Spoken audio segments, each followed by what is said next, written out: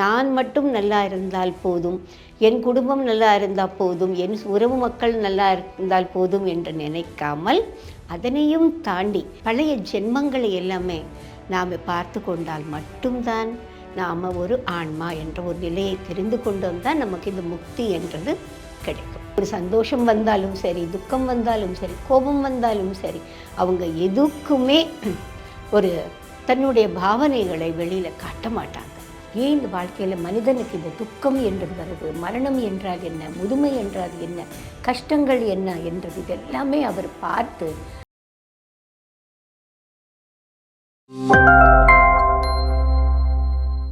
ஆன்ம நண்பர்கள் எல்லோருக்குமே இனிய வணக்கம்.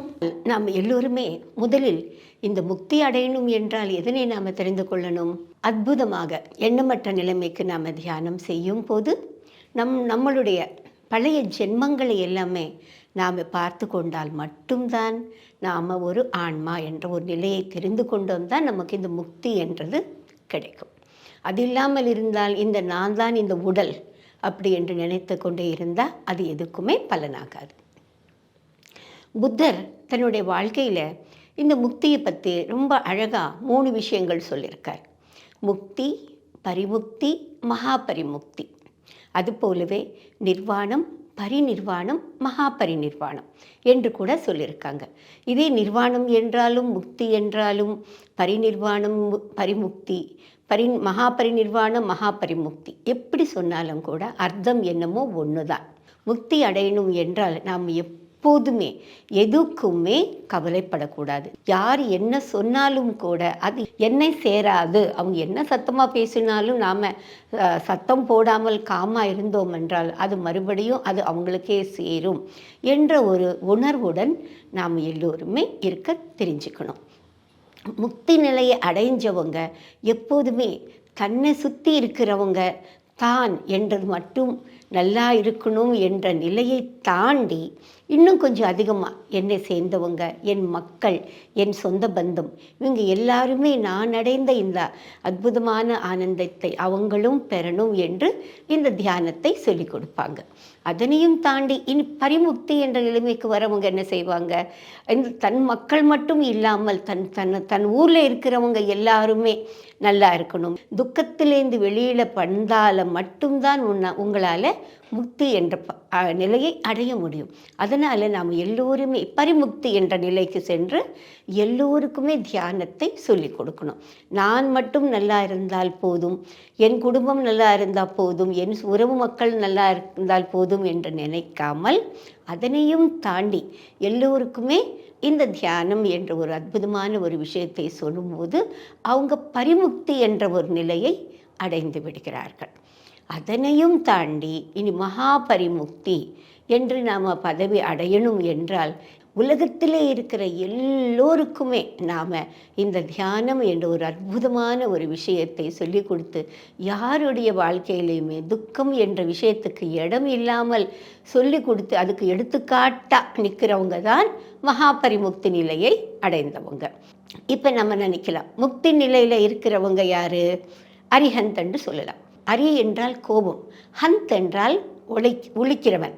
எதுக்குமே எதிர் பேசாமல் எந்த நிலையை கூட ஒரு அற்புதமாக ஃபேஸ் பண்ணுறவங்க தான் அரிஹந்த் என்று சொல்கிறாங்க.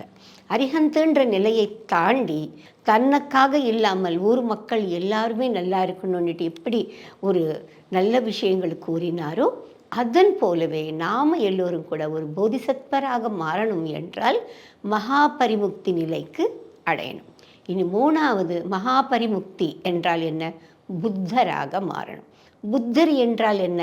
அது ஒரு பேர் கிடையாது, அது ஒரு நிலை.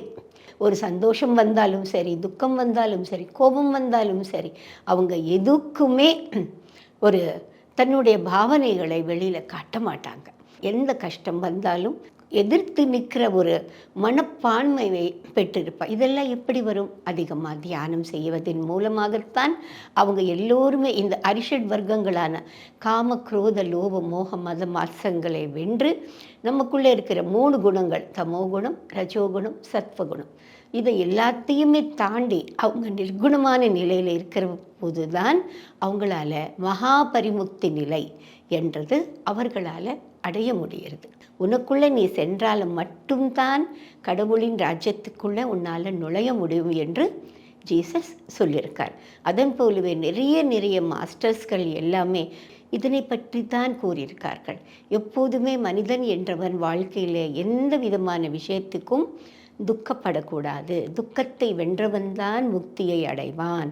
நாம் எல்லோருமே இந்த முக்தி மார்க்கம் அடையணும் என்றால் எப்போதுமே தாட்லெஸ் ஸ்டேஜ் இருக்கணும். அது ஒன்று. நான் இந்த முக்தி அடைவதற்கு என்லைட்டன்மெண்ட் முக்தின்னா அப்படிப்பட்டவங்க தான் முக்தி என்ற ஒரு நிலையை அடைய முடியும். அதற்கு பிறகுதான் நாம் அரிஹந்த் என்ற பதவியிலேருந்து போதிசத்வராகவும், போதிசத்வரிலேருந்து புத்தராகவும் நம்மளால் மாற முடியும். இந்த புத்தர் என்றது ஒரு பதவி கிடையாது, அவருக்கு வந்த பெயர் கிடையாது. அவருடைய பெயர் நமக்கு தெரியும், சித்தார்த்தர் என்று. புத்தர் நிலையுக்கு அவர் அடைந்த வந்தார். எப்படி? தன்னுடைய வாழ்க்கையில் அவர் எத்தனையோ மகான்கள் எல்லாருமே சந்தித்து, ஏன் இந்த வாழ்க்கையில் மனிதனுக்கு இந்த துக்கம் என்றது வருது, மரணம் என்றால் என்ன, முதுமை என்றால் என்ன, கஷ்டங்கள் என்ன என்றது இதெல்லாமே அவர் பார்த்து, அவர் ஒரு இளவரசர். வாழ்க்கையில் எந்த விதமான கஷ்டம் என்றால் என்னன்னு தெரியாமல் அவருடைய தந்தை அவரை வளர்த்தார். அவர் தன் வாழ்க்கையிலே இந்த விஷயங்களெல்லாம் பார்த்த பிறகுதான் அவர் தன்னுடைய சீடர்களுடன் தன் நாட்டை விட்டுவிட்டு வெளியில் வந்து இந்த முக்தியை தேடி எத்தனையோ வருடங்கள் அவங்க தேடினாங்க. ஒரு நாள் அவருக்கு இந்த புத்த பௌர்ணமி என்று நாம் கொண்டாடும் அந்த நல்நாளில் போதி மரத்தின் கீழே அவர் உட்கார்ந்து அந்த இரவு, அப்போல்லாம் அந்த காலத்தில் 2 மணி நேரத்துக்கு ஒரு ஜாமம் என்று சொல்வார்கள். முதல் ஜாமத்தில் அவர் அந்த போதி மரத்தின் கீழே உட்கார்ந்து தியானம் பண்ணும்போது அவருக்கு முதலில் தான் என்றால் யார் என்றது உணர்ந்தார். அதற்கு பிறகு மெல்ல மெல்ல அவர் 2வது ஜாமத்துக்கு வந்த பிறகு தன்னுடைய சுவாசத்திலே தான் ஏதோ ஒரு அற்புதம் நடக்கிறது என்று அவர் கண்டுபிடிச்சார். 3வது ஜாமத்துக்கு வரும்போது அவர் தன்னுடைய பழைய ஜென்மங்கள் எல்லாமே அவர் பார்த்து கொண்டார். இனி 4வது ஜாமம் வந்த பிறகு அவர் தன்னுடைய வாழ்க்கையின் பிறப்பின் அர்த்தம் என்னன்றது அவரால் புரிந்து கொள்ள முடிஞ்சது. அதற்கு பிறகுதான் அவர் ஊரூராக சென்று எத்தனையோ நாட்களுக்கெல்லாமே திரிஞ்சு தான் பெற்ற அந்த சுவாசத்தின் மேல் கவனம் என்ற அந்த அனாபானசதி தியானத்தை அவர் எல்லோருக்குமே அவர் வழங்க ஆரம்பித்தார். அதற்கு பிறகுதான் அவர் புத்தர் என்ற ஒரு நிலையை அடைந்தார். போதி மரத்தின் கீழே உட்கார்ந்த பிறகு அந்த இரவு அவருக்கு அன்றைக்கி பௌர்ணமி, அந்த இரவு தான் அவருக்கு தான் என்றால் என்ன இந்த சுவாசத்திலே இருக்கிற ஒரு அற்புதமான ஒரு விஷயம், இது எல்லாமே அவரால் கண்டுபிடிச்சு நம்ம இந்த உலகத்துக்கு கொடுத்ததுனால நாம் எல்லோருமே அந்த புத்த பௌர்ணமி என்ற நாளை நம்ம விசேஷமாக தியானிகளான நாம் எல்லோருமே கொண்டாடுகிறோம். நம்மை சேர்ந்தவங்க, சுற்றி இருக்கிறவங்க, நம்ம சொந்த மக்கள், நம்ம ஊர் மக்கள் எல்லாத்தையும் தாண்டி உலகத்தில் இருக்கிற அத்தனை மனிதர்களுமே இந்த தியானம் என்ற ஒரு அற்புதமான ஒரு விஷயத்தை புரிந்து கொண்டு எல்லோருமே முக்தி மார்க்கத்தை அடையணும் என்று முக்தி மார்க்கத்திலே திருப்பமர்ஷி பத்ரிஜி நமக்கு அற்புதமாக விளங்கியிருக்கார்கள். அதனால் மாஸ்டர்ஸ், நாம் எல்லோருமே இந்த முக்தி மார்க்கத்தை புரிந்து கொண்டு அவர் சொன்ன பாதையிலே நடக்கலாம். Thank you friends.